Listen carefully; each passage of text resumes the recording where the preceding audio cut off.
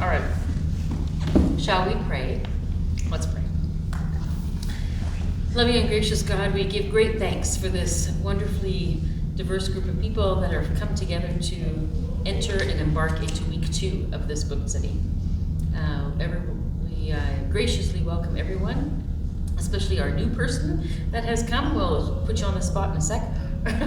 And we just ask that your presence be with us in our conversation, and that we come to this conversation with open hands, open hearts, and open minds. And we ask this in all your great names. Amen.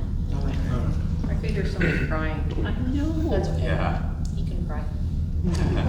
Oh, I don't think so.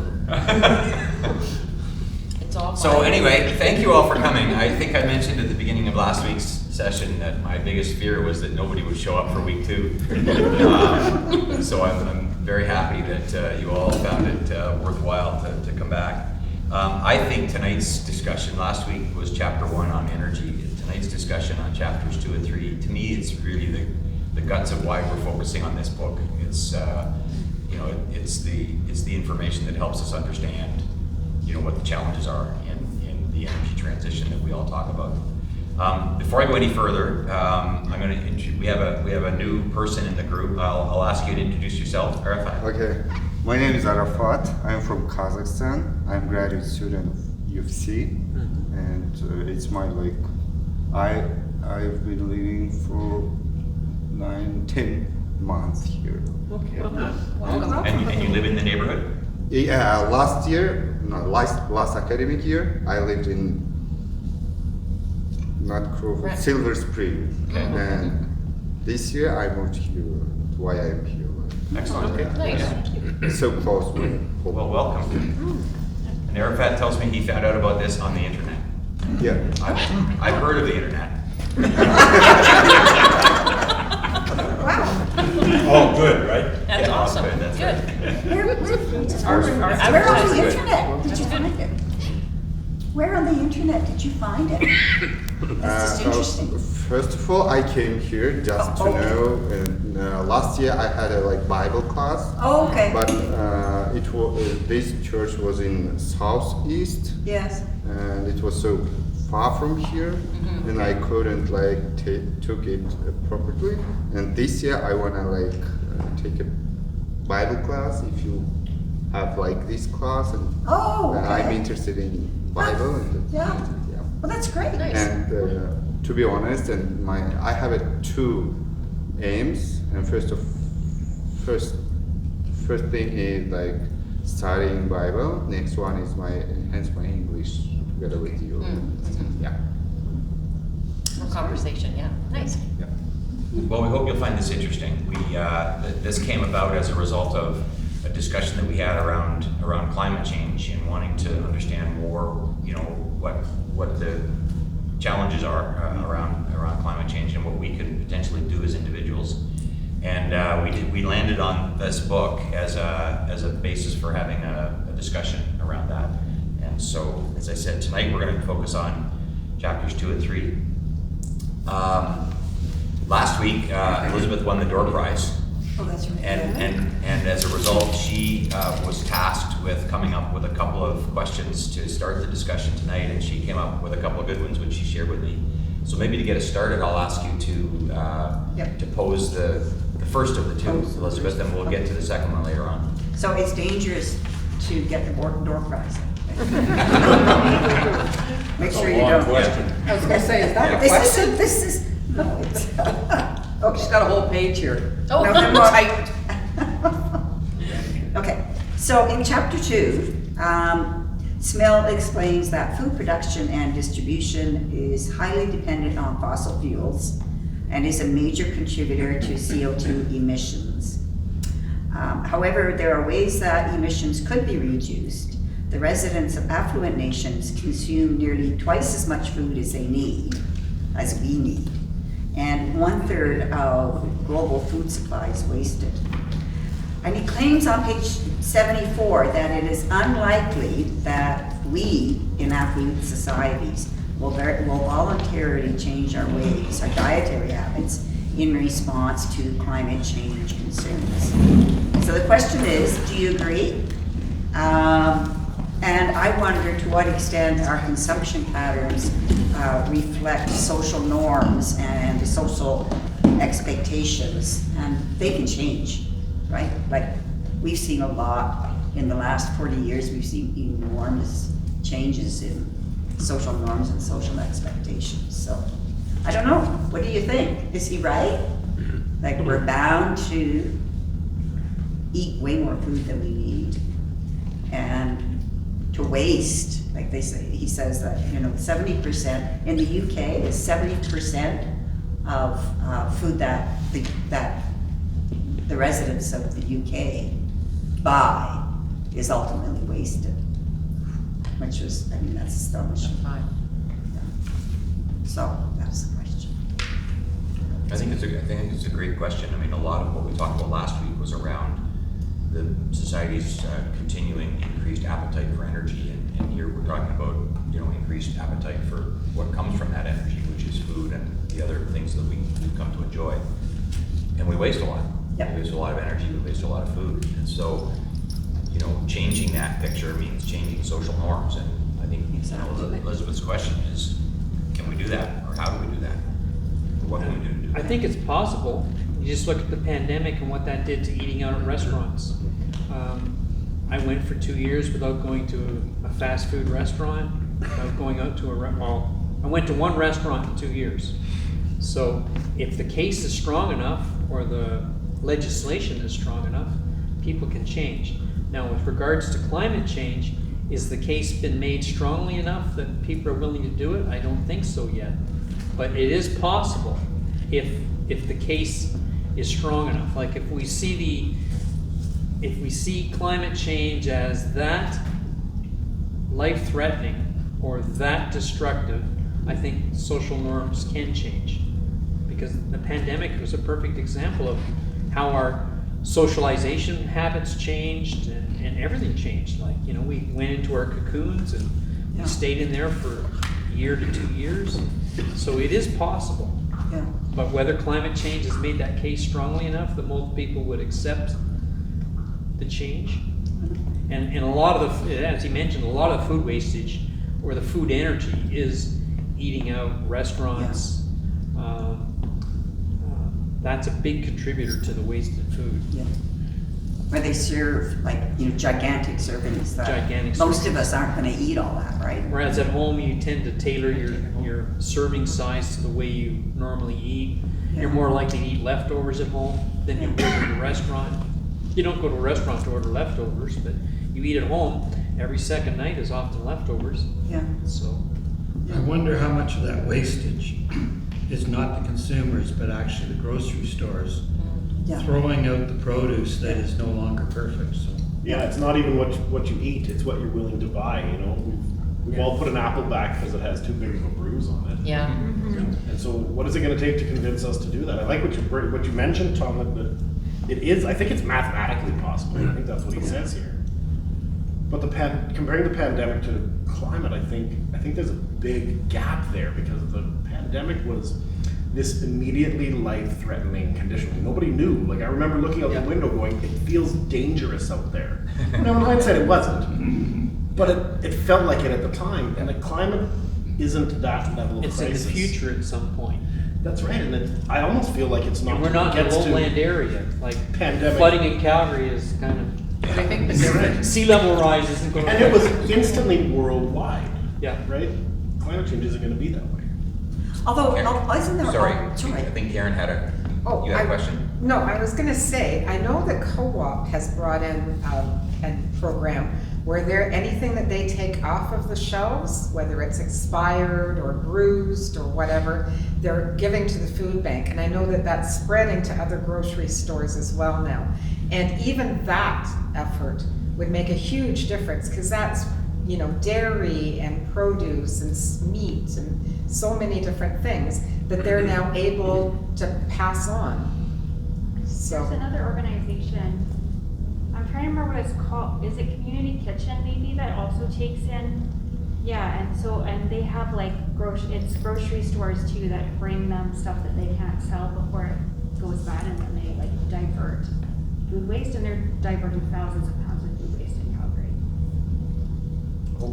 Yeah, I think the other, what I was gonna say was, how it worked during the pandemic that we all got on board, was that it was government mandated, and the world came together to do it. And until the government tells people, a lot of people, you have to do this, they're not gonna do it. And we're all in the same Somewhat. boat, right? We were all in the same boat. The question I have is, Yeah. are you prepared to sacrifice, Tom, if your If nobody else is? if nobody else is? Yeah, But I think before the government mandates it, you need to hit a critical mass of people who are already doing it. Yeah. Which is what happened with the government, right? Like, I think that when people were already isolating, people were already wearing masks, when people were already doing these things, that's when they started mandating, because there was a critical mass of people that were already on board. yeah. And I would add on to that, that it's not a critical mass of people that are doing it, but a critical mass that's caused by a critical mass of people that are like imminently affected by it. So it wasn't until people were dying en masse in China that something happened. And then that spread and we saw, oh my God, this is actually gonna land on our doorstep. Yeah. Once you saw the seniors in the old folks' home starting to fatality rates of 60%, some old That folks. did bring it home. This is real. Yeah. And any of us that have, well, we're all getting older ourselves, but a lot of us still have living parents, and so you start to worry about the health impact on them. Even if you're not worried about yourself, you're worried about. But if we get to that point here where we step out the door and we're all dying because of the air outside, it's too late. Well, and that's it's such an important. But Exactly. people are dying because of climate change, and we just have Yes. a tendency not to name it. Not in the same droves, but yes, they Right, are. like when Linden burned down the day after they hit a high temperature record in Yeah. BC, right? And then all like that was all climate change. Everything that happened in BC last summer was climate change. But we don't say that they had this many deaths because of climate change, this many deaths because of climate change. It's a fire, it's a flood, it's a heat wave, it's a whatever. I think because they're still isolated, but Yeah, and we're not counting them. exactly. But it's interesting to see now with the pushback we're getting on masking, because young kids are winding up in hospital. Yes. And it's very tough to come in and say, you guys need to wear masks now, because it will help protect not necessarily you, but just the people around you. And because, back to mandating, 2 years of COVID kind of says, hey, gotta be a little bit sensitive, because, well, look at Alberta right now, we got Daniel in, and you look at some of the pushback. And I think, but maybe what you're touching on too, Dennis, is that those were temporary measures, right? Yeah. We all said, well, we're gonna do this for as long as it Temporary. takes, Yeah. but eventually we'll be out of it. Yeah, we thought it would be a couple weeks, yeah. Yeah, that's right, But now we're looking at, this has gotta be a permanent lifestyle change. Yeah, and if anything, getting stronger. Yeah, going away from COVID, it has happened in my lifetime anyways, on two instances. One, I shouldn't be alive here today with the way I used to drink and drive as a youth. You talk to the youth of today, my kids, they're in their 30s and 40s now, and none of them will drink and drive. They wouldn't think Yeah. about it. And the other thing too is seatbelts, right? I mean, first two cars I bought, the second one, I had the seatbelts installed, but it didn't come with seatbelts. So those are two things that are common all over, certainly Canada and North America now, whereas it didn't used to be, and nobody really mandated that in terms of how COVID was done or anything. So I think it is possible if the right message gets out there and enough people get behind it, it will happen. But it won't come from us. It will come from the youth, is my feeling. I don't think it will come from our group at all. We're gonna be the stragglers, Yeah. right? The youth will all band together and we'll be going, oh, no, we lived through worse than this. Okay, but look at this. This group in its existence of itself is proof that we're doing something, that we're trying, that we're learning, that we're looking at this. So I think just the fact that we're even gathered here today means that we're interested in doing Yeah, and this. I don't mean to discount that. No, that's not the question. Obviously. Yeah. But I'm talking out there. I think it's gonna come from the youth, is where any huge changes are gonna take place, for sure. And I think they probably will do it. Well, don't the youth have the most to lose Yeah. in this scenario too? Yeah. Exactly. Yeah. Although we're going to the moon in 24, I hear. on the news today, Canadians going up there. And so we're all gonna go up there and live. So I heard don't know whether FTX it's was big going to enough the moon go too, all but that one up. didn't pan out. Oh, great, that's what we need to do. Because no- all the other troubles There's of no water or atmosphere there, but that's a minor It's a detail. temporary. Not a what, I Brad? don't know, they're looking, I think it's there. So there was on CBC this morning, there was a talk show, there always is, but this woman was being interviewed, I can't remember the program, but about the going to the moon. And people were calling in and saying, well, I don't see the need for that. There's so many other things here we need to deal with. And she's kind of like, yeah, well, we need to get there. And she was a scientist, and we need to expand because, you know, look what's going on down here. And I'm thinking, yeah, so we wreck this planet, we'll go find the moon.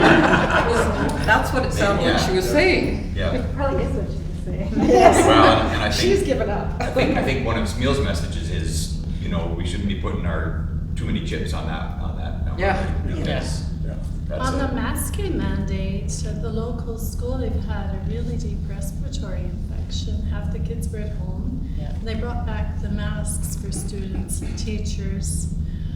Very strong suggestion. The grandchildren were all at home for 7-8 days. Yeah. And still coughing and hacking, and they're using masks, so that's a change.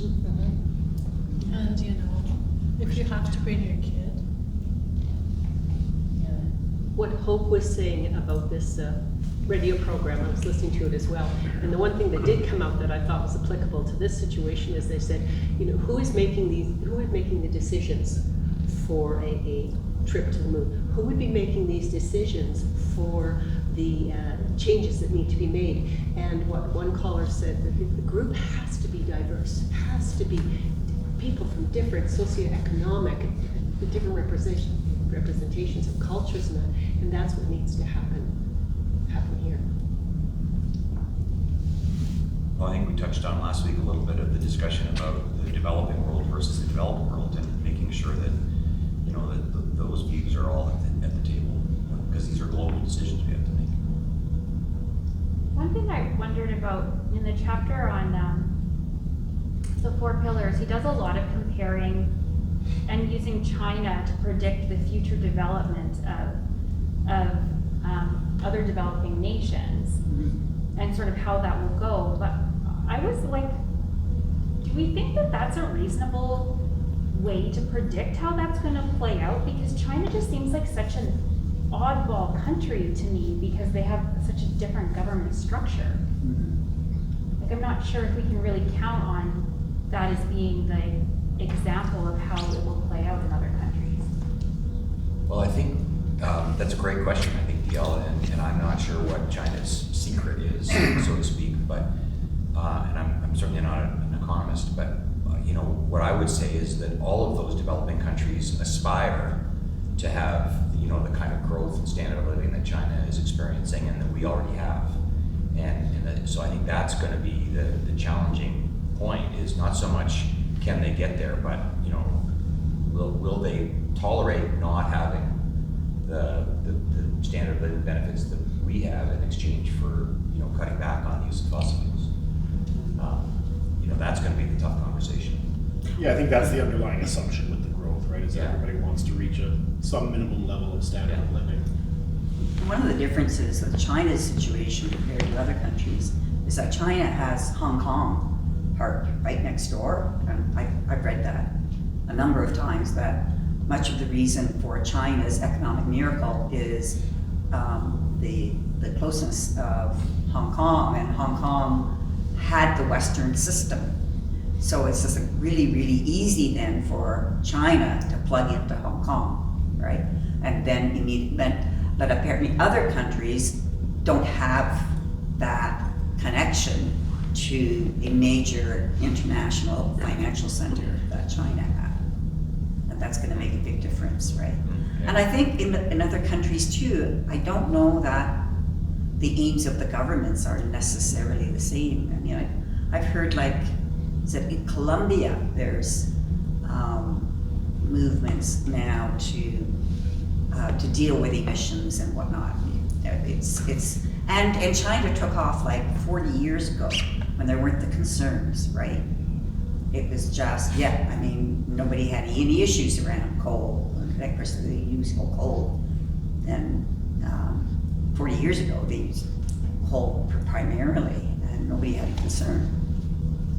But I don't think any country's gonna want to do that right now. At least that's what I read. Well, China had the law and order, which you don't see through much of Africa, especially Sub-Saharan Africa. Yeah. And also the corruption, the leadership and the organization just isn't there at the senior levels. And without that, I don't think you can follow in China's footsteps. Yeah. So I think what we're talking about though is maybe the rate of development. I don't think we're talking about the end point, maybe just the rate. So maybe that's a good news in that China had this rapid growth, and maybe that gives us a little bit more time to help solve this on a global level if the rest of the world doesn't develop quite as aggressively as China. Maybe that's what we're talking about, is just how quickly this becomes more of an emergency. Well, it might give us a little bit more time to find alternative solutions. For sure. But there's 200 coal plants being built in Asia right now. 100 in China and 100 in other countries. A lot of those other 100 are probably being financed by China. So. Yeah. As well, Botswana is starting to open up oil exploration in a National Heritage Park where the elephants and it's the river delta, it's critical to nature, and the oil companies are moving in and digging in Botswana because they want money. So I don't know.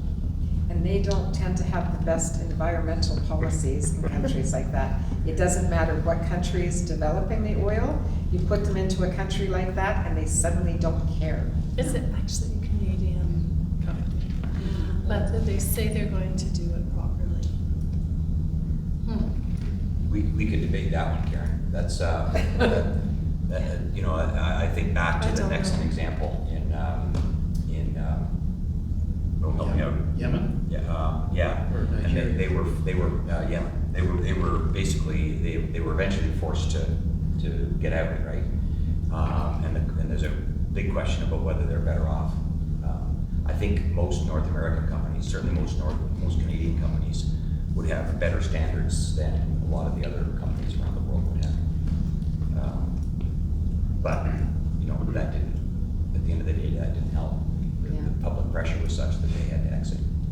Yeah, in South Sudan, they started out being North American companies that started And now developing it. Now they're Chinese. And Russian. Yeah. It's a disaster. So, Yeah, nothing to say you wouldn't develop these fields and then sell them to a local company who might not maintain them to the same Or level. expropriated. Yeah. Which is what happened in the Middle East. Yeah. yeah. Okay, well, listen, thank you, Elizabeth, for getting us started. We'll come back to your other question maybe a little bit later because it deals with the second of the two chapters. Just maybe a general question about, you know, what surprised you from these two chapters? What did you think were the key messages? Anything you violently disagree with? There is, and I want to get to it later, not yet, but I found it quite, I kind of resonated with a lot of this. I found there was a lot of numbers to try to digest, and I was on the road a lot, so a lot of this was audiobook, and it's really hard to listen to 25% of 1.05 billion and 200 million people and try to process that while you're not crashing. But anyways. Terry and I talked about this, Curtis. I've concluded that audiobooks is not a really good way to listen to nonfiction. I listened to this the first time through, and then I had to read it. Yeah, so I flipped through some of the books just to see the numbers because that helps me process the numbers better. But anyways, that aside, I found those stats and the information very interesting. And then at the very end, the very last part of chapter 3, I was really turned off by Václav Smil. And I don't know if it's the right time to talk about it, but sure. So he talks about, okay, so I don't know what the exact words were, but he talks about chapters 2 and 3 are all about, like we talked about the rapid growth of our consumption of fuels and our rapid growth of production of concrete and steel and ammonia and all these things, and how, you know, in 10 years we quadrupled production or whatever. I'm making up the numbers because I heard them on audio and I didn't process them all. But the crux of it was, this rapid rise is cause for concern. But then he talks about in the last page how it's going to be impossible to have a rapid rise of lithium extraction or cobalt extraction, kind of just throwing his hands in the air saying, how are we possibly going to mine all this stuff? Well, what bothered me is we did it. That was your proof in the previous 2 chapters that this was cause for concern because of this rapid rise of extraction and production of these technologies. We talked a lot about the Haber-Bosch process of ammonia synthesis. And then just kind of throws his hands up about lithium and cobalt being too hard to get at. And maybe there's some truth to that, but I think that there are technological advances that can make these another story of rapid rise, and maybe this is more of a success story. So I found that there was a very binary flip in the closing arguments here of this chapter, and I found that off-putting because I felt like It's very pessimistic when it comes to technological solutions in the future. Yeah. Although he says in the past, this was a step change, this was a step change. Yeah. But he's not assuming any step changes in the future, which I guess is a cautious way to take it, but it comes across very pessimistic to say, yeah. you're saying that there's no technical solutions to it? It's a sense of hopelessness. But they are big hurdles. Doesn't he say we need to expand our nickel production by 40 times? And the lithium and the cobalt were a magnitude similar to that. Yeah, no, they are big challenges, but it's a great point, Curtis, because there's a contradiction there, because we've seen dramatic growth in some of the other materials that have contributed to where we are today. Yeah. What was this example of the human effort it takes to harvest a kilogram of grain? And it was 98% reduction or something like that? Yeah, we went from like 10 hours per kilogram to 2 minutes per kilogram. Yeah, right. But that wasn't over 10, 20 years. No. That wasn't between, the equivalent of now and 2050. No. That was over 100 years. Yeah. Understood. It was, but the rate of advancement just keeps increasing, right? Like, it's accelerating. So what used to take 50 years, it shouldn't take 50 years. It should take half that, or maybe even a quarter of that. But I think the point that he makes in the book, though, is that there are physical limitations, right? We can talk about how you can continue to expand the capacity of integrated chips that are in our phones, but it's a lot harder to make those kind of exponential advances when you're talking about the mining of a mineral like cobalt. So I think there are physical challenges to it. But the thing you gotta remember about that is that's based on current technology on battery manufacturing. Some genius might look at that as a challenge and say, I don't need to use that stuff anymore, I can do something else. There was something on the news yesterday about some outfit in town here that's gone into wastewater ponds from the oil and gas sector and said, hey, we can make cement in a different way. And so these guys are starting down that pathway where you don't need to produce all that CO2 by the current way that we make cement. Mm-hmm. So maybe what he's doing in his little write-up at the end is saying, okay, here's the flag, you guys, this is your challenge, you guys go away and figure it out. And there's probably some smart dude somewhere or a bunch of them, figure out how we can do different. That's the challenge right now, is this battery technology, is, hey man, how do we make that stuff? And there's a lot of investment dollars that are being put into those kinds of things, Dennis, because if you can come up with a technology that unlocks something like that, you're going to make a lot of money. And this is the beauty of the free enterprise system, in my opinion. I think you folks know where I lean. If the incentives are there, it will unlock a whole lot of creativity and a whole lot of capital investment. I think Smeal's point is that we have to be careful not to be Pollyannish about what's achievable. Yeah, true. Well, I think too, we have to make sure that we're not thinking, oh, we're going down the electric route and heading everything into the electric route. We need to develop those minds and put money into the research of these brilliant minds that can think of some other route entirely that will make a huge difference. Finland's playing with sand batteries and they've ditched lithium completely. And it's so far working. They're little on the large size right now, but it's working for Finland. I don't know if it would elsewhere, but it does there. I want to go back over these two chapters because like Curtis, I saw the numbers coming at you and I was surprised by a lot of, I didn't see that coming or I didn't understand it that way or that's news to me. But I'd like to go back to it and actually look at the numbers and say, where do you get your best return in changing? What areas can we change and would really create a difference? You say electric cars. Is that where we would get our best return in reality with these numbers that we understand? So that's kind of what I'd like to go back to. So stop eating sushi. The high cost of seafood. At supper, I found myself, like you, Curtis, I fell behind in my reading, and so I just finished chapter 3 right before, and boy, did he just leave. He says, no apps, no AI, no this is going to change. That's a fact of reality. And I sat down at supper going, all right, what am I as a person doing that's right, and then what can I do that's maybe moving in this shifting? And coming here tonight and reading this book is one step.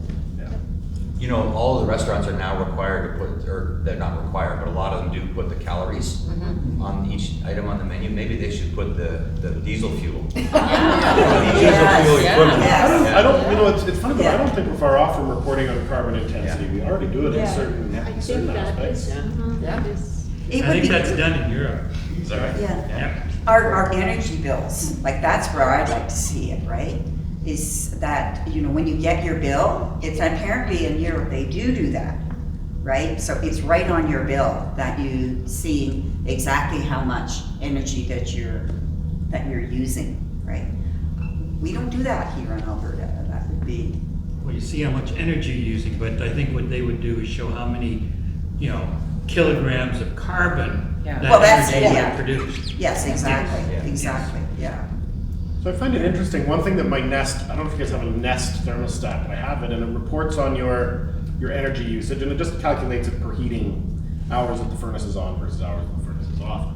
But then I get a monthly report that compares me to my neighbors. Yeah. And so when I use less energy, the other night, I just turned it off when I was away, and I forgot to turn it back on, so the house was down at like 12 degrees Celsius. It was getting really cold in there. But I'm sure I'm going to get a stellar monthly report saying you used way less energy than your neighbors. And it's funny when you think of the psychology, because there is a bit of motivation to that. Yeah. Of course, yeah. Well, in Ontario, where we have cottage, they have time of day electrical rates. And as soon as Ontario introduced that, a lot of people switched. We only did our laundry, at night or on weekends, and there were significant differences between the peak, the mid-peak, and the off-peak hours, and it made so much difference to Ontario that Ontario Hydro came and said we have to have a rate increase because we're not making enough money. And so then they raised the rates. It kind of self-defeated the whole idea. So many people shifted to off hours that Ontario Hydro started to complain, Ontario Generation, they weren't making enough money, so the government raised the rates across the board. But just a simple thing like that, like seeing what they charge per hour and having higher peak and lower peak with different rates, it really made a difference. A lot of people started to shift when they did their laundry, when they had their dryer on, when they put the dishwasher on. There's a phrase that many of you have probably heard: what gets measured gets done. Yeah. Yeah. Right? Yeah. As soon as you measure it, even if there's not the economic incentive there, right? There's, if you measure it and you make it visible, people start to pay attention to it.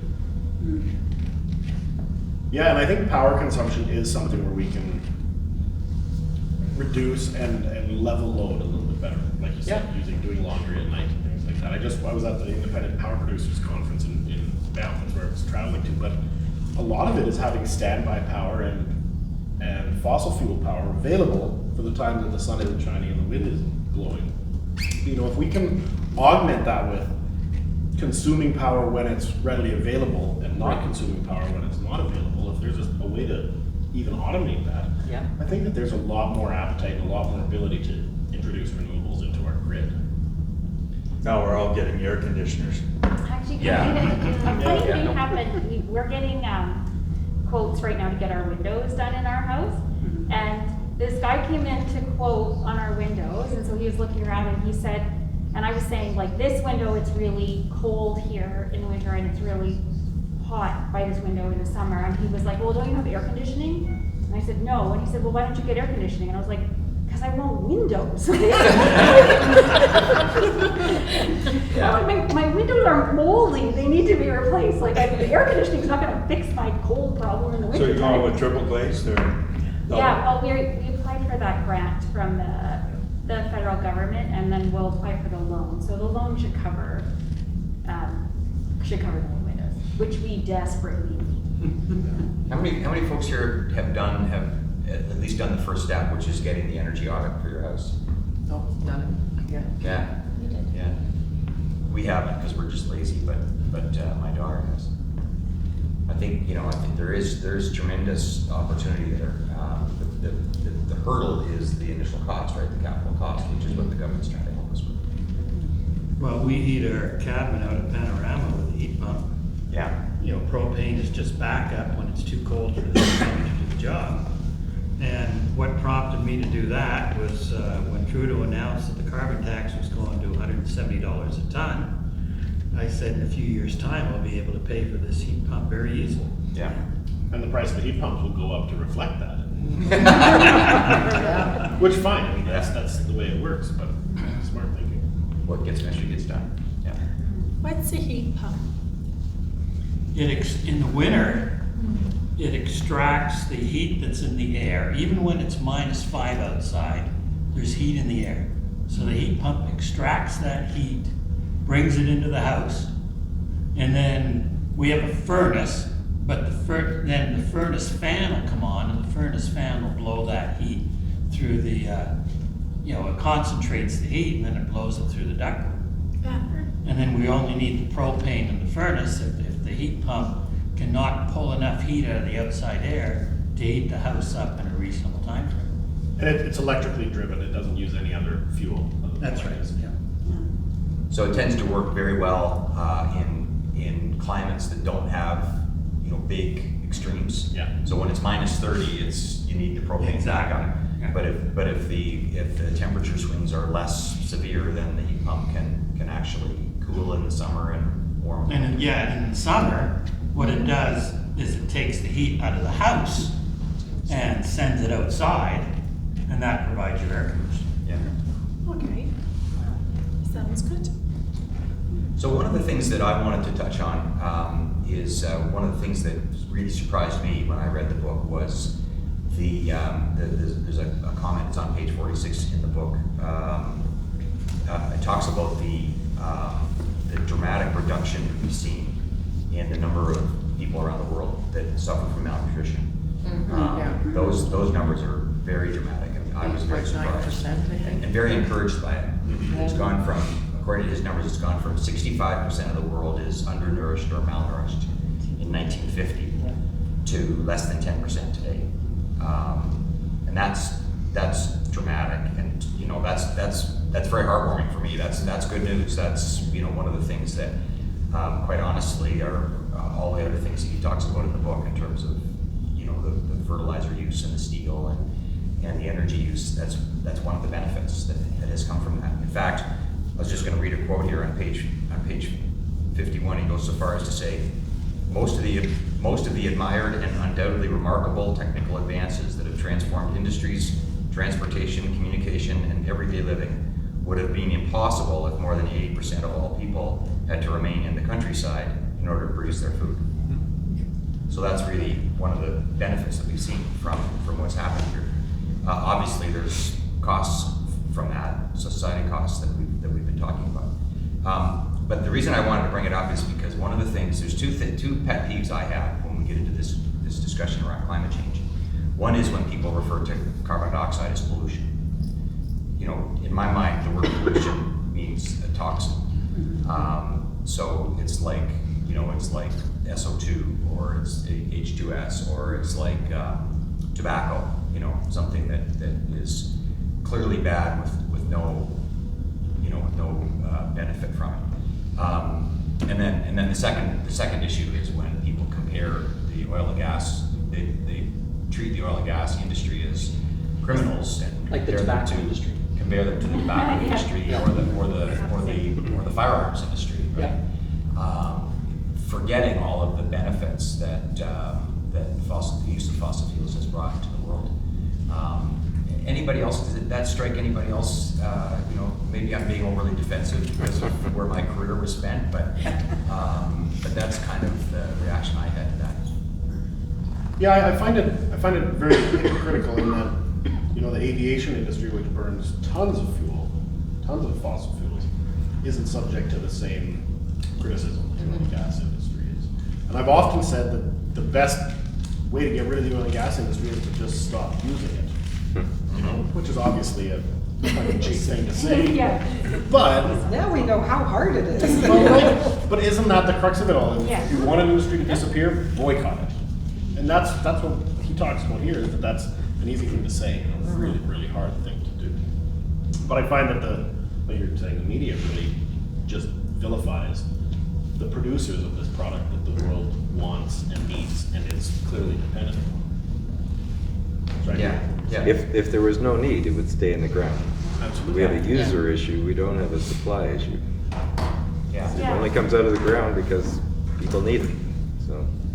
And I guess the other, maybe there's a nuance to that too, David, is that it's one thing to complain about the consumption that's associated with jetting off to the Caribbean or with driving an SUV that's 3 times larger than it needs to be. But it's quite another when you're talking about the consumption that's actually allowing people to have enough food, to have enough food to eat and to have sanitation and clean water to drink. There's clearly beneficial elements to it that people conveniently ignore.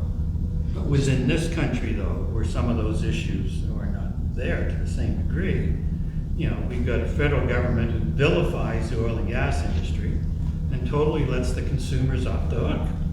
Mm-hmm. Yep. Not to mention the cement industry and the airline industry. Yeah, exactly. Yeah. And no, I mean, Quebec in particular really lets its heavy industry off the hook. And our governments, they need to be going after the big vehicle drivers. Pickup truck sales are exceed sedan sales these days, and that makes no sense because most of them are just people who are driving kids around. So, Greg, do you think the carbon tax will help with that? Do you think it more puts the onus on consumers as it ramps up? well, we've seen the market increase gasoline prices way more than our carbon tax will, and that hasn't stopped people from buying their pickup trucks. They're complaining about It has changed the way people drive though. People are walking more for sure. And I think, and now when you go in, like on, is it Google Maps or is it Apple Maps? One of them now, instead of choosing the fastest route, you can choose the most economical route. The green route. Yeah. It's got the green route. But do you think the pickup drivers pay any attention to that? Well, no, but they're also on the ditch. I don't know. Fuel savings. So, but that is ramping up. So it maybe is less significant now, but we know it's going to go up to 170, right? Yeah. Maybe it has more of an impact then. I don't know. I'm just asking the question. What do you think if that would? Well, we're a $50 ton now, and that's like 11, 12 cents on a liter of gas, I think. Yeah. So you triple that, you add another 25 cents, and that's less of an impact than the market impact that we've seen over the last year. So maybe it will. So I don't know. I don't think when it comes to gasoline, I don't think it'll do it. At some level it will. What about like airplane tickets? Like, is that? I don't honestly know what the carbon intensity of a flight from here to Toronto is, but will it dissuade people from hopping on that flight? Will it dissuade large levels of business travel? Well, those airlines should be paying that tax. Which will come to the passengers. Exactly. So so it should impact the price. And I think if you talk to some of the airline people, they will tell you that it has affected demand. Yeah. Especially on the business side, there is less business flights. Well, now we've figured out how to use Microsoft Teams and Zoom. We can- Yes. Yeah. Yeah, I wonder how much We got that down. Yeah. So if I may, just to back up a little tiny bit on some things. about changing how we do things. Okay, and I do agree that when we put our minds to it, we can change things, right? You guys had brought up about the rapid change of how we can do things. So I just ran into this story yesterday. It's from the Arizona State University about a study about full decarbonization of the US aviation sectors within grasp. And that's because they're taking wasteland, fields that lay fallow, and let's see. Anyway, there's a certain kind of grass that they can grow. Mm-hmm. And they're pretty sure that they can grow enough grass, of this kind of grass, by 2040, that they can use it as biofuel. Right? So it's encouraging that there are things out there that people are doing to help do this kind of things. And yeah, like you had said, that this is where the investment should go, and these are the strides that we're making. This is the smart person who's out there doing this. And WestJet is doing that now on flights from San Francisco to Calgary. Yeah. Where they're buying that type of product in San Francisco. Right, so like, if we push this forward, then that becomes a moot point for aviation, at least, right? And then if we can move it into other sectors of what's going on. You know, it's good. It does bring some hope. And one thing that he did very well, in my opinion, that the author did really well, is highlight that there is kind of no free lunch. You know, we talk about these green fuels. There's lots of talk about biodiesel and biofuels and refineries to produce this fuel. And a lot of them use canola. But canola is a crop that's planted by farmers with tractors and herbicides. Yeah.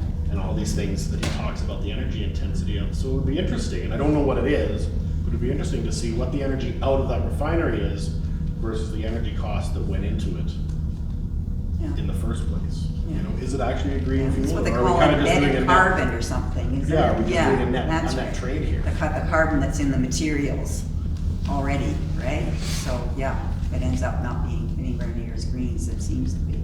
Yeah. And not only that, but currently we are using that canola oil as a food. Yeah. In things. And if we start making that into a biofuel, then we're losing that food source. So if we're taking cropland and making it into biofuel land, then we're taking away our ability to feed people again. There's a cost, isn't there? Yeah, it's a really, it's not easy to get the right mix here. Well, and it's not the first time we've gone down that road either, Karen, because in the US they've been producing ethanol from corn now for probably 25 years. Yeah. And that was always my issue, is how can you take a food crop and turn it into a fuel? But I think, you know, there has been, you know, they've shown that they can still feed the population and do that. But there are physical limits to how far you can take that. Yeah, in Brazil, they do a lot of sugar cane, they turn that into biofuels. Another thing with the oil and gas companies and vilifying them, what people don't realize is probably the most investment in research into renewable forms of energy is actually coming from those very companies that have the resources to do it. And if you take away their profits and their ability to invest, then you're not helping anything, you're making it worse. Yeah, that's a great point, Elaine. There was a lot of media coverage this past week about the fact that there were a lot of oil and gas companies represented at the COP conference. Yeah. And the environmentalists were saying, well, they have no business here, right? You know, the assumption being they're part of the problem, they're not part of the solution. They were talking they should be banned, just like tobacco companies. Yeah. Yeah, they're not quite like Russia.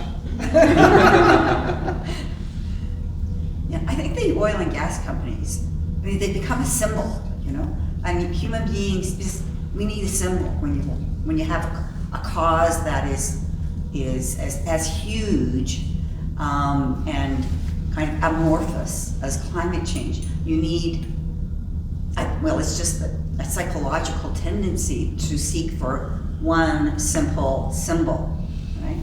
And, you know, with the thing with oil and gas, particularly with the oil sands, is that they look so ugly on the outside, right? So it makes this really great, scary picture, right? On the cover of and then National Geographic. there's the demon, right? That's the demon. Yeah. And then it works, as that psychological symbol, right? And I think that's the reason that the focus has come on the oil and gas industry in particular, right? And also because Alberta is way out of the way. Yeah, well, we're a little disconnected from, Yeah. from Ontario for sure, like people have no clue. Well, and that's a big issue I have, DL, because I'm from Eastern Canada, and when I hear the assumptions that people in Eastern Canada make about oil and gas generally, and about where it comes from, and about how easy it is to stop climate change just by telling the fossil fuel companies to stop producing. And tell them how naked they would be if they didn't have those clothes. When they stop driving Yeah, yeah. cars, and when they go to COP, paddle your canoe to get to Egypt. We'll just tell them to read the book. I was always chuckling when the movie stars or whoever would go up to the oil sands and then they'd start really putting it down like, well, how'd you get there? Did you drive or did you fly? Did you walk? I love the irony of the helicopter tour. Yeah, right. of the oil sands, and you cry Right. how awful they are. Which I hired Oh my privately. God. I've done that. Sorry, Curtis. But you didn't decry. You know, We're out there to thrive. Tracy's heard me say this. Many of you, I'm sure, will remember when the United Church General Council decided to divest of all their oil and gas investments. I don't know if you were aware of this at the time, but General Council was in Corner Brook, Newfoundland. So I said to Tracy at the time, I said, how did they get home? Did they paddle their birch bark canoe up the St. Lawrence? And I don't think that the United Church has actually done any, they're waiting for good prices. Maybe they've done it now. Maybe they've done it now. But they didn't do it as immediate as they should have. I think the CFO of the United Church deserves a lot of credit for dragging his feet on that one, because I remember him saying that at the time. Maybe this isn't the right time. If you're gonna make a stand, you gotta make a stand. An affluent country like Canada makes some significant changes, you still have the underdeveloped countries that will come up and then will I can see Canada turn around and go, well, wait, what? We've been doing this for 5 years and look, we're no further ahead. And there's a demotivating situation. Yeah, well, that goes back to Elizabeth's first question, around the social norms, and are we prepared to make a sacrifice when nobody else around the world is doing it to the same extent? Yeah, China's over 25% of global emissions. We're 1.5%. Yeah. But when you work it out per capita, right? I mean, the population of Canada is what, 33 million? How many billion are there in China? Oh yeah, there's no question Canada's, on a per capita basis, Canada's one of the highest. I think we're right at the top. So, no, I mean, One of my pet peeves, one of the things that Canada and the United States in particular should be doing is, rather than focusing on everybody switching to electrical vehicles, is better transit. Yes. I have a daughter that lives in Europe, and anywhere in Europe, it's so easy to get around by train. You don't need a vehicle in most of the cities in Europe. And why in a place like Toronto, which is a huge city, they don't have really top-notch rapid transit? I know they're putting more money in there, but it's still nowhere near as good as Europe. And it's so hard to get around Toronto, and there's so much. We're addicted to our cars. I know, We're really but addicted to our cars. but that's a societal change we should be working Exactly, on, because exactly. Europe is so much more advanced that way. And rather than focusing on, well, should I get a hybrid car next, or should I get an electric? It'd be much better.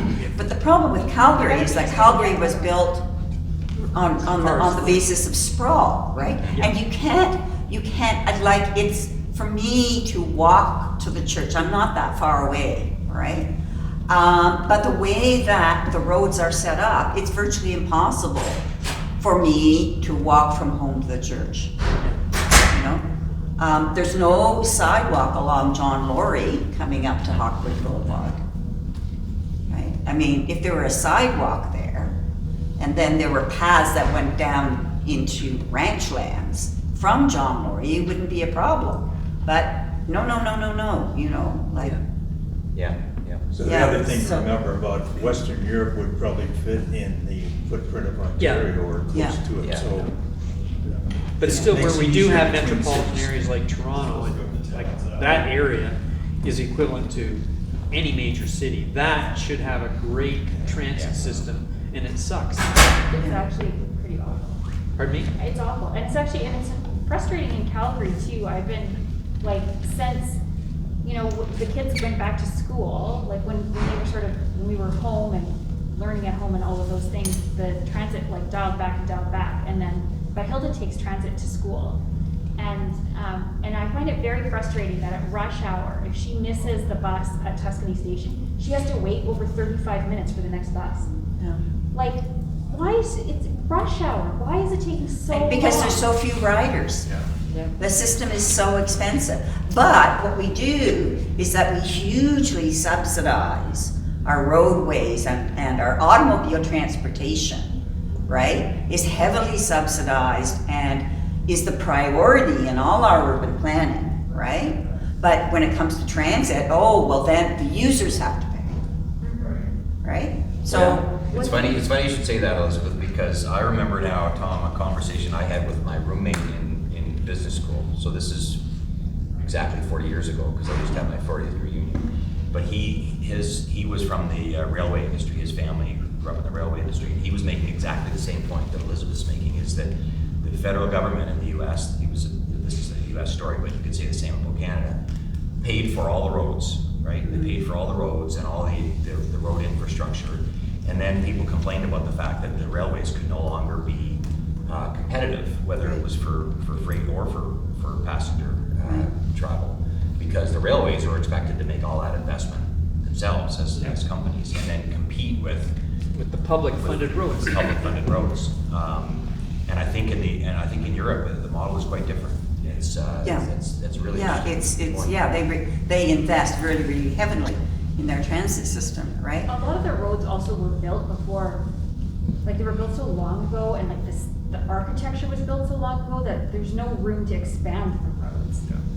So Well, it was built to be walked. It was, right? I mean, a city could not be. Calgary's better that way than a lot of other cities. We do on many of the arteries. We do have room to be able to expand. I think we're young enough as a city that there was some planning that way. But other cities you go to that are older, they have no room. They have no place to go. No, but then people rely on transit because you can't physically fit your car down the road. Right. Yeah. Right. If we made transit free, transit would really expand ridership a lot. Yeah. But transit is so expensive, a lot of people, just pay for parking. Exactly. Right? Yeah, you pay more. You pay more to take a trip downtown and back than it would cost to park down there for the time you have to be there, right? So it's how we're spending the money. I don't know, it's $25 a day or $30 a But year. it does if $7 we're talking on the about a transit. family, right? Like if we're talking about taking the 4 of us to go downtown for something, it is Yeah, cheaper if you for have a us carload, than it's it is cheaper for us to drive, take yeah. transit. It's cheaper. Anyway, That's something Calgary did do, though. Like, I remember when I first moved to Calgary, people complained about the lack of parking in downtown Calgary and how expensive it was. But I remember that being something that the city of Calgary did on purpose, is limiting parking downtown to encourage at least train ridership. And that was the time when the LRT was just being built here, like 7th Avenue was under construction when I was. Well, and it's free downtown, right? Like you can still take the train when you are 7th Avenue. downtown. Yes. Elizabeth, do you want to go to your other question? I think we've already touched on some of the points, but Okay, I have to go to my. your other question was dealing with chapter 3. On the 4 pillars. On the 4 pillars, yeah. That one, okay. Okay, so Smil spends a lot of time on what he calls the 4 pillars of modern civilization. And those ones are cement, steel, plastics, and ammonia. What he doesn't include in this discussion, what doesn't he include in this discussion that you think he should? And I don't know, this is only available to people who have actually read chapter 3. Yeah. Yeah, I think one of the obvious answers to the question is transportation. Yeah. A lot of the CO2 that we emit is tied up in transportation of all its various forms. And that's one of the reasons why Canada, on a per capita basis, is so high, is because we have a lot more transportation because of the distances. Plus, we have a lot more oil and gas production in this country than than a lot of other countries do. Yeah, he says that, Yes. Yeah, and it's cold, you're right. yeah, that's right. I mean, he says that the production of these materials accounts for 25% of our CO2 emissions, right? And then my question was, like, this is where the question came from. It's like, okay, so tell us about the other 75%, right? You're spending so much time on those issues, yeah. The four of them together were 25%? The four, yeah. Yeah. Production of So four of this, them. this country, those four together could be 25%. Oil and gas is 25%. Transportation would be another 25%. And food, And then home eating of agriculture. buildings. No, well, you're. Yeah. But the agriculture. Well, the I thought it was agriculture would be getting in there too. counted Well, the twice. agriculture was in the fertilizer was in there. Right. No, just the production of the fertilizer, Right. not the use of it. I think That's right. agriculture is in addition. And then all the machinery, Yeah. right? Yeah. Yeah, he quotes all the numbers. It'd be nice to have a chart somewhere that just, okay. I was thinking that on a It'd couple be of really items. good to see. It'd be nice to have a graph. A graph, okay. Let's see how it adds up to 100%. Like, how much is from Yeah. transportation, how much is for agrochemicals or growing food, how much is for the four pillars. Yeah, just where. So one of the questions that I was going to bring up at some point was if Václav Smil was here, what would you want to ask him? And so I'm going to write that down, Tom. Maybe I'll call him up one day and ask him if he can put He'd some of give this in some a charts. simple, just to make sure his math really does work out. Yeah. There's gotta be some people here that are really good at spreadsheets. I'd ask him if we're all screwed.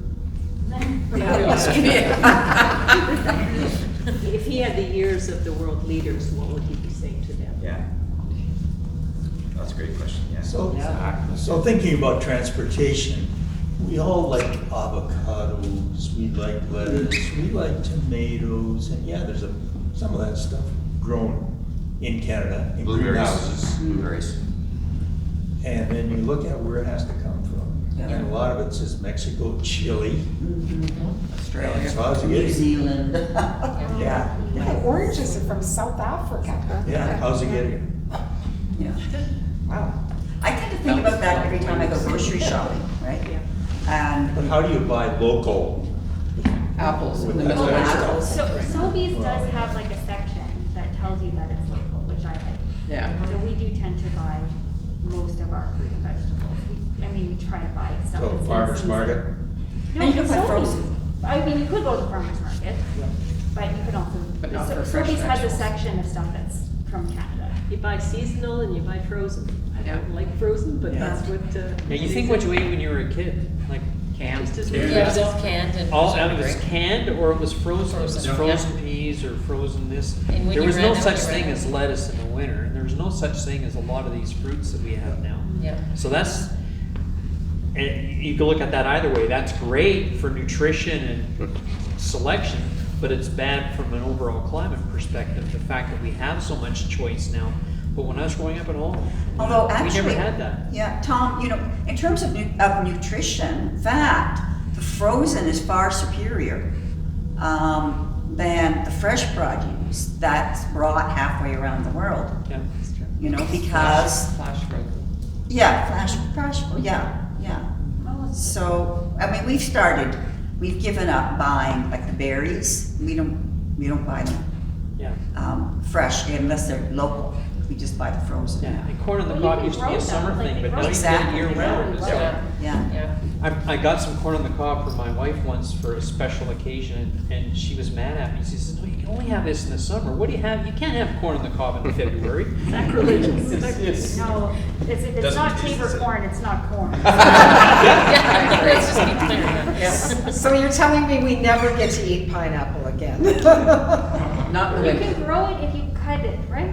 My uncle does that. You like cut the top off of it and you grow a new one. So every pineapple is 2 pineapples. There's a guy in Whitehorse that's growing pineapples in a greenhouse. Grow it I in think your house. there's a lot more of the lettuce, right? It was just on the news Yeah. before we came here, where the growth in warehouses and the way they've been doing it, growing lettuce instead of bringing it up from California, which is had a big drought and there isn't any, but they're growing it locally. But the greenhouses come with a lot of Well, energy costs. exactly. Oh, That yeah. is- that's- Oh, absolutely. Energy costs here especially. Sure. I often think, you know, like in this church, we have such wonderful windows and we get so much light. This would be a great place to grow tomatoes. Considering those Why the half conversation? tablespoons of oil to get it to where your plate. Although, if it's grown right here, Yeah. you don't need that, right? There we go. But it's interesting, like, he talks a lot about that, the transportation of these goods. And one thing that I noticed was how actually low of a proportion that actually had for the cost of the energy cost of food production. You know, the vast majority of it is in the ammonia, the fertilizer that goes into it. And so, yeah, I mean, it's right, there is an energy cost to transporting avocados from Mexico. But what's better, to grow them in a greenhouse here, where we have to heat it with natural gas and artificial lighting and, or is it better to let them grow where they naturally grow better and pay that Pay the energy cost to transportation ship them cost. here? I don't know which one's better, I'm not arguing for one side or the other, but I think that it's, the point he makes is that, you know, there's always an energy input and there's always a trade-off, no matter what decisions you make.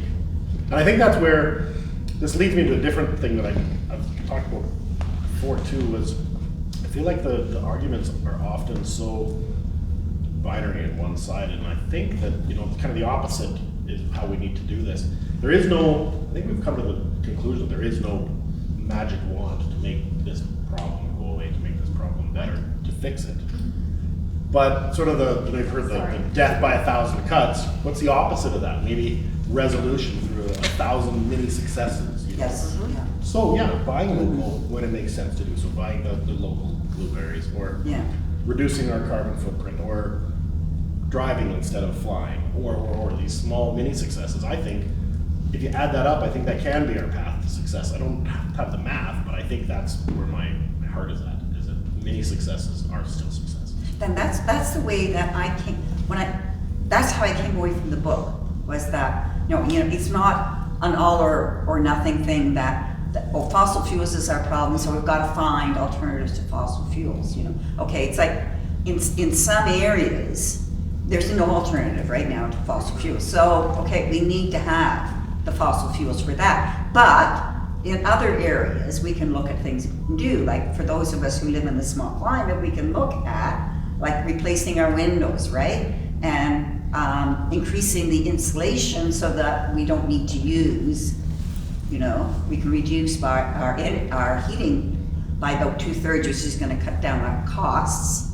right? And there's a lot of things. And then, you know, you can use the solar power. He makes the point that, oh, Germany has spent all this on the solar power and then they only get 8% of their energy. But in an area like Alberta where we get so much sun, right? It really makes sense. So, you take a little of this and a little of that and you put it together and that can make a really significant difference. Curtis, I really like that because it brings down the confrontational aspect Exactly, of this yeah. topic. Yeah, I think so. All Yeah. or nothing. You say, well, this is what I'm going to do because this is what I know Yeah. and it's what I understand. Yeah. I cannot impact what's going over in China right now. Yeah. I have one vote when it comes election time. I'll inform myself and I'll do that. But I think that we talked about this in the worship committee. How much information do we want coming from the pulpit or the front of the church out to the thing? You might upset somebody, you might do this. But information is based on, you have an individual choice. And I think the masking was a perfect example of that when people were presented with the information. So thank you for saying that. It's kind of where I was at after chapter 3. I think that's where a lot of us come down to. It's tempting to read some of this and say, well, there's no hope, and therefore, why bother, right? And you just continue without changing your habits. And if everybody in the world took that approach, we're probably hooped, right? Yeah. So the right answer is to do what we can do, and to make the changes we can make, and hopefully influence others in the world to kind of continue down that path. And in the meantime, we may have some of the technological advances that you talked about earlier that will help us to make some significant steps towards a different kind of future. And I think talking about it, Mm-hmm. just keeping talking Yeah. about it. You know, because somebody else might have another suggestion of something small that you could do that could, you know, thousands and thousands of people, millions of people do it, it makes an impact. Well, the story that Todd shared was, yeah. How do the trains run in Europe? What type of fuel? Most of them are electric. Electric? They're electrified. So then the question becomes, where does the electricity come from? Right. Well, I was wondering that, yeah. And it varies by country. In France, it's mostly nuclear power. You know, in Germany, they've gotten off coal and they've been relying on renewables and natural gas. But now they're in a bit of a fix because of Russia. So, Europe is going to be a wonderful example for us over the next few years in terms of what's achievable. Except the cities are constructed differently, so it's hard Yes. to compare. That's awesome. It's good to know. Did anybody notice in this book, he comments on concrete, how the Romans can build a Pantheon that lasts thousands of years. We can't make a bridge that's gonna last 30 years. He's talking about how, although we put all of these millions and millions and billions of tons of concrete, most of that in our lifetime is gonna have to be rebuilt. Yes. Whereas the Romans have got aqueducts that they built in BC that are still working. Yes. That Yeah, was we probably can't- we the can't- thing that I found the most, well, maybe how many more people we feed. But that's probably the second most surprising thing in those chapters. I was like, are you kidding me? That's all that concrete lasts? Yeah. I thought they did that to keep people employed. At least we can recycle it, but. And how, I was surprised at the wild. depth of the highways in the States when they're talking about how deep the concrete is on the US interstates that they pave.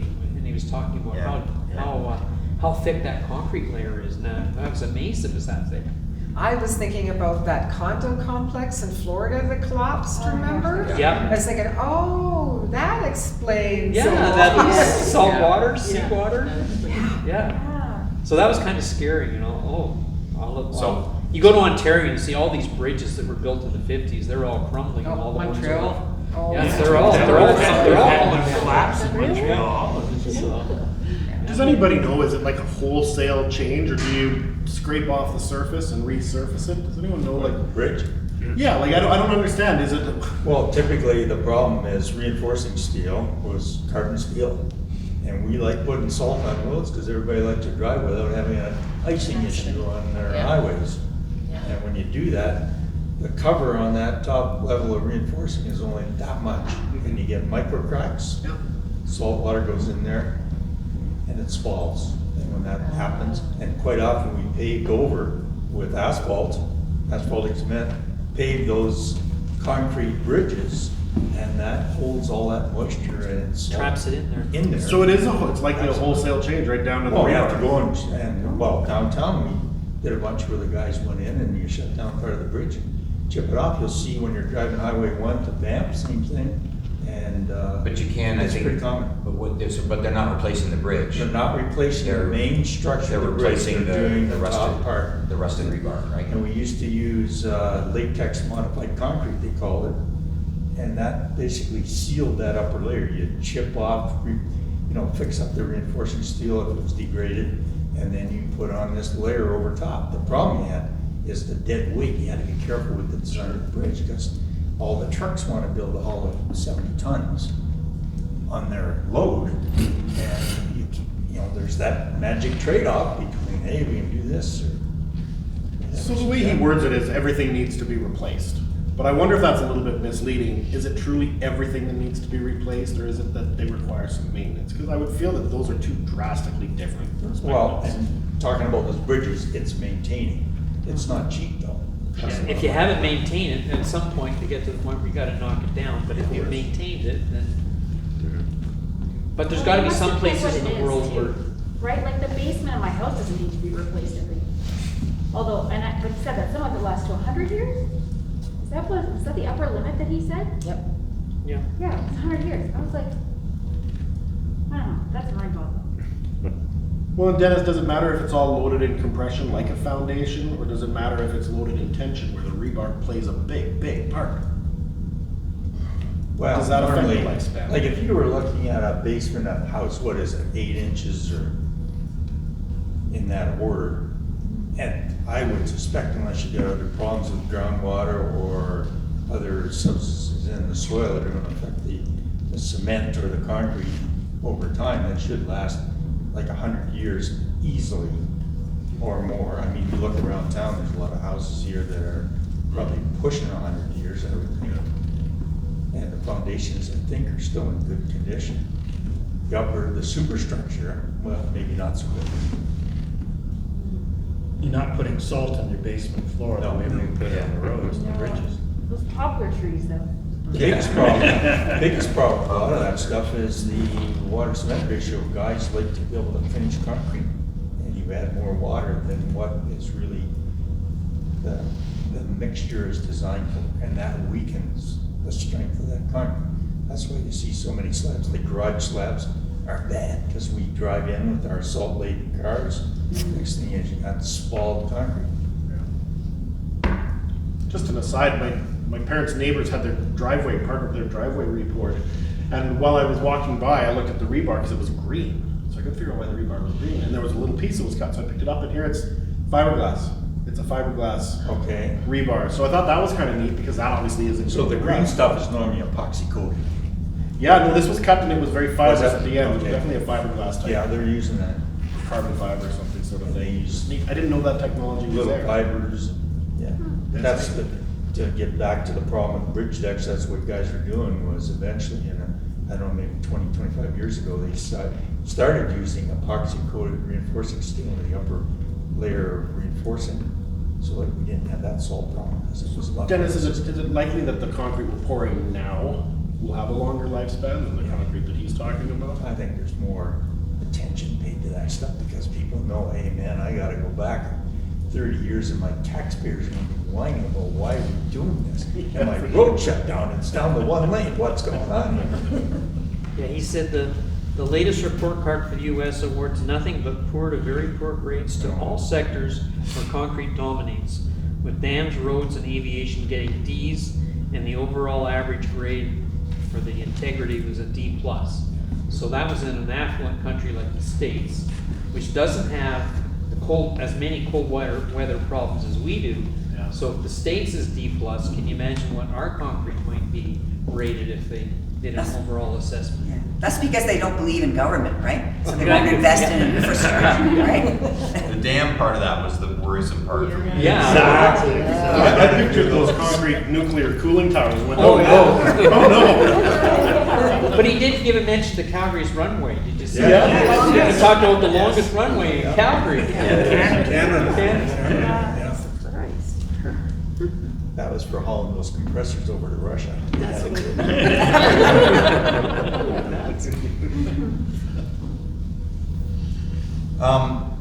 We're close to time here. I did want to come back to one thing. Greg was kind enough to point out a Globe and Mail article that was in the paper yesterday. Some of you may have seen the news item about the world has achieved approximately 8 billion people. And in the article that was in the Globe, they talked a little bit about the countries that are the fastest growing and the regions that are the fastest growing. And I thought this was quite interesting. They said Nigeria is among the countries that is the fastest growing, and they project that its population by 2050 will be as much as the U.S. Nigeria, yeah. But as we discussed briefly last week, the Africa is, not all regions of Africa, but most of Africa is among the highest growth rate in population of any region in the world, along with, they mentioned India, Pakistan, and the Philippines as being the regions that are experiencing the highest growth rate. What's interesting is, and they're talking about like 2.5% growth in Nigeria, annual growth rate. What's interesting is the world's population is projected to grow from 8 billion today to about 9.7 billion in 2050, which is quite significant. I did the arithmetic. That's about a 0.7% annual increase. So Africa, Nigeria in particular, is growing at more than 3 times the rate of the world globally. And then they talked a little bit about fertility rates, which is something that Spiel has mentioned in other books that I've read. He kind of focuses on quality of living indices and growth rates in populations. And fertility rate of around 2.1 or 2.2 is considered what you need to achieve to basically maintain the population. In sub-Saharan Africa, it's 4.6. And he said this article said that the current global average is 2.3. So at 2.3, we're not far off globally where you would have to get to in order to hold the population steady. Anyway, just a few interesting facts. But then the last sentence in the article caught my eye. This is a quote from somebody named Charles Kenny, who's a senior fellow at the Center for Global Development in Washington. I have no idea who they are. But he said, this is the way the author chose to end the article: population is not the problem. The way we consume is the problem. Let's change our consumption patterns. So I kind of think that we have to focus on both issues. But, Population is Just say a that- little bit of a problem because Yes. you can't feed your population. you can't grow forever. No. But the rate of the population increase, I think, has come down significantly, right? I mean, it's still increasing. And if the world continues to develop as it has in the last 30 years, we'll actually see the population leveling off, if not declining. You know, I mean, I think we've seen that in most developed countries. Exactly. We've seen that in China. Yeah. And I think there's a very strong tie in countries in Africa between the size of the family and your economic well-being. Exactly. That's the And perception. level of education, women's education, girls' education in particular. That the more education a girl will receive, the fewer children she's gonna have. Yeah. Yeah. So I'm hopeful that if we can move those countries in the right direction in terms of Yeah. education and economic development, that we'll see those growth rates. And that includes access to birth control, which is taboo in a lot of these countries. Yes. But in India, they found that with families that have moved into the middle class in India, then their fertility rates become the same as Western Europe and North America. Right? So, yeah. Because I had heard India has done that slowdown too. Exactly, It's the same yeah. issue, same as, well, China had the one child thing there for a few Yeah. years. And they're back to whatever now. China's really trying Yeah, to but they're grow not. their They're not. population to have The more young ones children. are It's not having really kids. working. Are they having? They're not having They're not. kids. No, that's what I said. They're a lot better educated now. No, and they don't have enough women Yeah. because for years they abandoned got all their rid of daughters. Yes. Oh, geez, right. Yeah, so The they- math kind of maths there, doesn't it? You kind of leave them to care. What a puzzle. But that's another pet peeve is the whole economy of the world is based on growth. Like every company, you have to grow or you get hammered in the stock market. And our perception is you gotta make more profit, you gotta be bigger and bigger. And the only way that happens in the world economy is if the economies are growing. And that feeds the problem. It would be great if we could get to a point where you could say, well, what's wrong with a stagnant economy or economy that's flat? And we don't expect our companies to constantly have higher quarterly earnings each successive quarter. But right now, if you're not growing, you get hammered in the stock market. But that's, the whole world economy is based on growth. And that's why China wants more people. Because if you have a declining population, your economy is going to tank to a certain extent. And no investors will accept that. But there's no way we can possibly continue to grow at the rate that we have our economies. It can't possibly happen that way. That's why we have recessions. It has to be. Correction that every way. once in a while. Yeah, you're right. You're exactly right. So you're right in that, all the economics are based on growth. And the latest term, well, not the latest, but the term we're hearing more about now is the stagflation, right? Inflation, that the economy is stagnant. And honestly, I don't really understand it, but it sounds like this stagflation is a really bad thing, is it maybe something that we need to figure out how to deal with to prepare for a stable world population, a stable Canadian population? And I don't know how the economics would even check out. Maybe someone else knows, but I feel like that's maybe our future. Yeah, I'd like to see an economic model that was not based on growth. To see what does that look like? Successful economic where there's no model. growth. We have a federal government that's committed to increasing our immigration level to about 550,000 a year in 3 years' time. You know, that's gonna grow the population by more than 2% per year, right there. Tom, that's the point you raise is an issue that I've had throughout my business career. Yeah, that you have to have grow to every, be- or yeah. you get hammered. If you're not, are you coming back? Yes, whatever. Right there? Okay, thank you. The phrase, if you're not growing, you're dying. Yeah. Right? I don't know how many times I've heard that in my career, and I just, there's something about that that doesn't make any go around. What's wrong with being at a stable level and just Yeah. saying, I'm turning a profit, it's not increasing, but it's not dropping dramatically. What's wrong with that? But no, I you mean, get hammered. nothing in nature grows infinitely, right? It gets more efficient with its resources. But we expect the stock market to do that. Yeah. And we expect the companies to do that. Well, he makes kind of a funny comment about that somewhere, that we have this sense that there's just endless amounts of money. I think business schools need to change their models Yes. of teaching for Yes. economics. And in fact, And some of them are, and some of them are. Just exactly. Actually, it would be really interesting to know what conversations are going on in classrooms in business school right now, right? In light of climate change. My youngest sister is an economist. Is it? Okay. Yeah, she is an economist she's in Ottawa. She's an economist and policy analyst.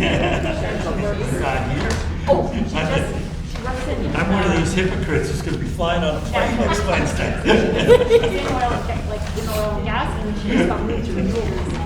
The Bahamas. It'd be interesting to hear. I need to get her to read this book. I keep thinking, Well, I they're gotta get her to read this. Read this. That'd be interesting. Give it to her. That's right. That would be nice. That would be Hey, hang on, I got And the canola has been Oh. Yeah.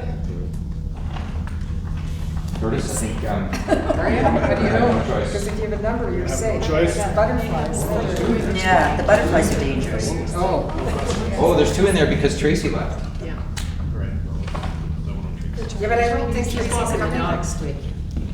Well, that was the excuse that Elaine just gave me. So Laurie got the butterfly, but that's not necessarily the winner this week. The winner is number 6. Oh. David Gray. Are you here I'm the next winner. week? I am here next week. Excellent. I asked Tracy to put a number on a piece of paper between 1 and 18. That's great. Yeah, I'd like the numbers back. So, Wanda's Preserves. Fabulous, thank you. And there's not a catch to it of what? The catch is you have to come upstairs next week with a question to start us off. So we're gonna skip, we may talk about chapter 4. Well, thanks, Curtis. We may talk about chapter 4 a little bit, which is the globalization chapter, but we're gonna focus on chapter 6 next week, which is the chapter on environment. Okay. And as I mentioned to some, I was talking to John. Rock, where is John? Right there. Oh, I mentioned to John earlier that if you really want to endure some pain, then read chapter 5. But otherwise, yeah. What's chapter 5 about? Chapter 5 is all about risk. He compares all different kinds of risks that you face, and it's an exercise in numbers. I think coming here is a risk. Yeah, I found it I found it out of place, first of all. I found it didn't really fit with the rest of the book, but I also found it rather Byzantine, so. So we're doing 4 and 6 next? So we're gonna do 6. Oh, okay. But, you know, I would encourage you to read chapter 4, and we may talk a little bit about chapter 4 in the context of the environment. Yeah. But definitely 6. Yeah, chapter 4 is all about globalization and The rate at which globalization happens. yeah. So it is quite interesting. So I would encourage you to read chapter 4, but we're probably not going to be focusing on it. We're going to talk about the environment. I just have to prioritize what Yes, I'm reading. yes. I want to read all of it, but Yeah. maybe not now. You can go to chapter 6 and then come back to chapter 4 if you want. Anyway, thank you all for coming again. Thank you to the cookie maker. Oh yes, thank you again, Karen, for bringing me here. With that encouragement, next time. I thought you were about to put in a request. Thank you for reading this. That's wonderful.